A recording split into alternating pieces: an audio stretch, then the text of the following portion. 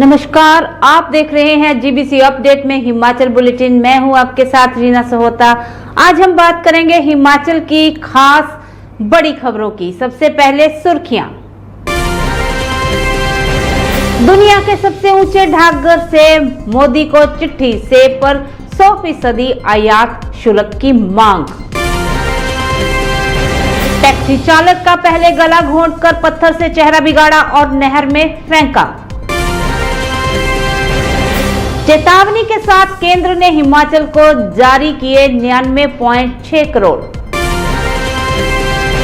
हिमाचल की 6 समेत देश की 61 छावनियों के सिविल क्षेत्र को स्थानीय निकायों में मिलने की अंतिम प्रक्रिया शुरू।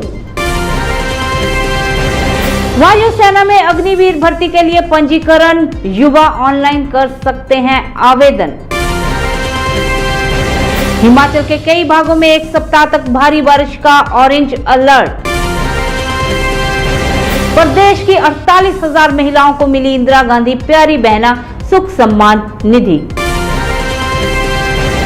हिमाचल में पहली बार पति पत्नी मित्रों की सरकार। शिमला में वर्ल्ड कप की जीत पर फूटे पटाखे, सड़कों पर उतर मनाया जश्न। देहरा अब हो चुका है हमारा, बार एसोसिएशन के कार्यक्रम में बोले सीएम सुक्खू। अब खबरें विस्तार से। मोदी जी 44 देशों से भारत में सेब आयात के कारण हिमाचल के सेब बागवानों को भारी नुकसान उठाना पड़ रहा है। प्रदेश के 2 लाख बागवान परिवारों की आपसे गुहार है कि विदेशी सेब पर आयात शुल्क 100% लागू करवा दिया जाए। चुनावों में भी आप हमसे यह वादा कर चुके हैं। कुछ इस तरह से संयुक्त किसान मंच ने विश्व में सबसे ऊंचाई पर स्थित डाकघर हिक्किम से प्रधानमंत्री श्री नरेंद्र मोदी को पोस्ट कार्ड भेजकर उनका वादा याद दिलाया है। जुलाई माह में आम बजट पेश होना है। संयुक्त किसान मंच ने प्रधानमंत्री से बजट में विदेशी सेब पर आयात शुल्क 100% करने के ऐलान की मांग की है। हिमाचल के लाहौल स्पीति जिले के हिक्किम में 14,567 फीट की ऊंचाई पर विश्व का सबसे बड़ा डाकघर स्थित है।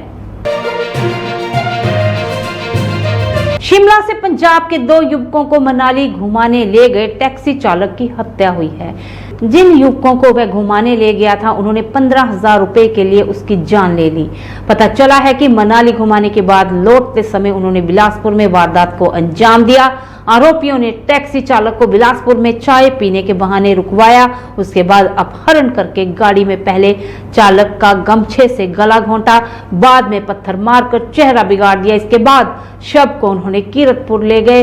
उसके बाद वे शव को कीरतपुर ले गए और नहर में फेंक दिया। शनिवार को पुलिस आरोपियों को पंजाब के मलेरकोटला और मुल्लापुर से गिरफ्तार कर बरमाणा ले गई है। पहचान जसकरण जोत 20 साल निवासी गांव व डाकघर गुरुम तहसील डेलो लुधियाना और गुरमीत सिंह 27 साल निवासी गांव एवं डाकघर गुरुम तहसील डेलो लुधियाना के रूप में हुई है।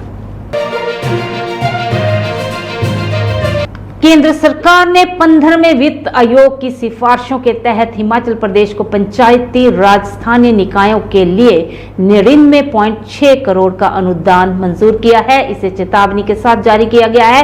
इसके अनुसार अगर 10 दिन के भीतर पंचायती राज संस्थाओं को बजट नहीं दिया गया तो राज्य सरकार को इसका ब्याज भी देना होगा। यह धनराशि स्वच्छता और जल आपूर्ति पहल के लिए है, जिसमें खुले में शौच मुक्ति की स्थिति बनाए रखने पर विशेष ध्यान दिया गया है। हिमाचल की 6 समेत देश की 61 छावनियों के सिविल क्षेत्र को स्थानीय निकायों में मिलने की अंतिम प्रक्रिया शुरू हो चुकी है। लोकसभा चुनाव के चलते सिविल क्षेत्रों को छावनियों से बाहर करने की प्रक्रिया पहले रुक गई थी। सिविल क्षेत्र स्थानीय निकाय में मिलने के बाद लोग सरकार की सारी सुविधाओं को लाभ उठा ले सकेंगे। वहीं मकान के नक्शों समेत बिजली पानी के कनेक्शन लेने में भी आसानी होगी। भारतीय वायुसेना में पंजाब, हरियाणा, हिमाचल प्रदेश, चंडीगढ़, जम्मू कश्मीर और लद्दाख के अविवाहित महिला और पुरुष उम्मीदवारों की अग्निवीर भर्ती के लिए 8 से 28 जुलाई तक ऑनलाइन आवेदन किया जा सकता है। एयरमैन सिलेक्शन सेंटर अंबाला के commanding officer wing commander SBG Reddy ने बताया कि वायुसेना में अग्निवीरों की भर्ती के लिए महिला और पुरुष उम्मीदवार वेब पोर्टल पर पंजीकरण करवा सकते हैं। पंजीकरण 8 जुलाई को सुबह 11 बजे से लेकर 28 जुलाई रात 11 बजे तक होगा। प्रदेश के कई भागों में एक सप्ताह तक भारी बारिश का अलर्ट जारी किया गया है। अगले 2 दिन के दौरान प्रदेश के शेष भागों में दक्षिण पश्चिम मानसून के आगे बढ़ने के लिए परिस्थितियां अनुकूल हैं। मौसम विज्ञान केंद्र शिमला के राज्य में 5 जुलाई तक बारिश का सिलसिला जारी रहेगा। इसी दौरान कई भागों में भारी बारिश का येलो ऑरेंज अलर्ट जारी है। मुख्यमंत्री सुखविंदर सिंह सुक्खू ने कहा है कि महिलाओं के आर्थिक उत्थान में प्रदेश सरकार की महत्वाकांक्षी इंदिरा गांधी प्यारी बहना सुख सम्मान निधि योजना सहायक सिद्ध हो रही है। योजना के अंतर्गत प्रदेश सरकार की 18 वर्ष और इससे अधिक आयु वर्ग की पात्र महिलाओं को प्रतिमाह 1500 रुपए की वित्तीय सहायता प्रदान की जा रही है। भाजपा प्रदेश अध्यक्ष राजीव बिंदल ने शनिवार को हमीरपुर में पत्रकार वार्ता करते हुए प्रदेश सरकार व मुख्यमंत्री पर जमकर निशाने साधे। उन्होंने कहा कि मुख्यमंत्री के मीडिया सलाहकार ने यह मान लिया है कि प्रदेश में मित्रों की सरकार चल रही है और उन्हें राजनीतिक लाभ पहुंचाने के लिए कैबिनेट रैंक का दर्जा दिया जा रहा है, जिससे कांग्रेस के कार्यकर्ता खुद को ठगा सा महसूस कर रहे हैं। खबर खेल जगत से। भारत ने साउथ अफ्रीका को 7 रनों से हराकर T20 विश्व कप अपने नाम कर लिया है।